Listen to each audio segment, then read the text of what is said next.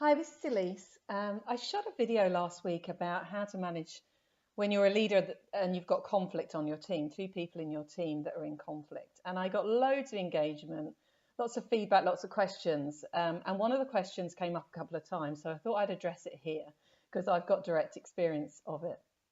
And that question was, that's all very well and good, and thanks very much for the advice if you're the leader with the people in conflict on your team. But what to do when you're the person who's actually in conflict? What's your advice then?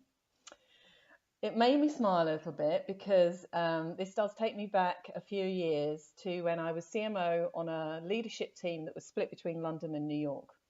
I was in London and I was in deep conflict, quite horrible, deep conflict actually it developed into with somebody who was supposedly my peer. He felt as though he was senior to me, but he was in New York and the distance didn't help. And the situation got quite tense, quite anxious and full of angst. So here's what I learned from that experience, and here's the lessons that I have since put into practice whenever I've had that kind of feeling that this is a situation that could go bad with a peer or somebody at work that I feel I may be getting into conflict with. So my advice, the first piece of advice is definitely do not ignore the situation. These situations of potential conflict, both as a leader, as I said last week, but also if you are the actual person who's in conflict with somebody else on your team, will not get better on their own.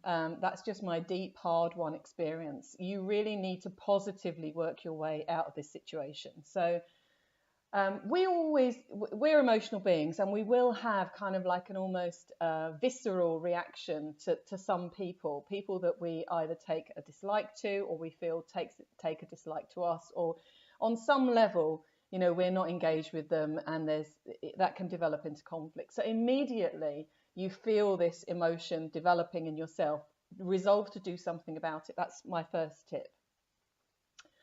My second tip is don't try and do this on your own, especially if you are leaders of teams yourselves. This has an impact much wider than just you and another individual. It will impact all of your team and their team too, and potentially, therefore, the performance of the company. So try and find somebody who, as I say, has a t-shirt, somebody who's been there before, somebody who is hopefully removed from the situation, so isn't going to carry their own bias into this conversation, but who can give you some support and potentially some wise advice and some help through this period, because it won't necessarily get better quickly either. So that's my second tip, is to find somebody who can help you through this situation, somebody who has the t-shirt. My third tip then is about your own approach, the way that you are thinking about this yourself. And my best piece of advice is to stay curious, to get curious and to stay curious. There's an old saying, I don't know where it comes from, but I think about it a lot because it's so true, that it's very hard to hate somebody when you understand their story. So get to know their story, approach this person, make it clear that your intent is to make the relationship better, to take your level of understanding to a better level, and that you're prepared to make yourself vulnerable and to ask for that in the first place. And then listen with the intent of listening and understanding and not responding. I'll say that again because it's really important, and it's a really durable lesson. If you can learn this one, you can apply it in your personal and professional life to great success. So when you listen to somebody, listen with the intent of understanding them, really understanding them, and not responding. And that way, the questions that you ask will be to deepen your understanding. The responses that you have will not just be to make your point of view known, it will be to listen to the other person. So that's my third piece of advice.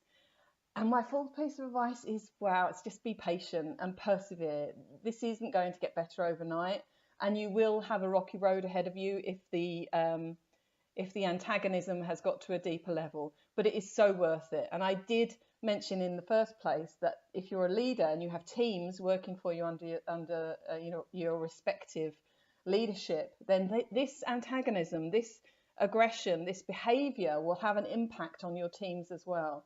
They will be naturally taking sides. They can't help but not take sides, and it will impact their happiness, their performance, their level of comfort at work. So this really does matter. So I'll just run through my tips again, and starting from the top. So the first one is, don't ignore it. The first time that you feel that this is happening, really resolve to take some positive steps. And the first positive step you can take is to get some help. Get some help from somebody who's already got the t-shirt. My third tip is to get curious and to stay curious, and be prepared to approach that person and ask them to come with you on this journey so that you can resolve this together. My fourth tip is to stay patient, because this is well worth learning that lesson, getting through that battle, and getting back on an even keel with that individual. So I really hope this has been useful to you. I love to hear from you. So if you've got any questions, please do send them to me, or if you want to comment and add something to this conversation, then just comment below. I'd love to hear from you. Thanks.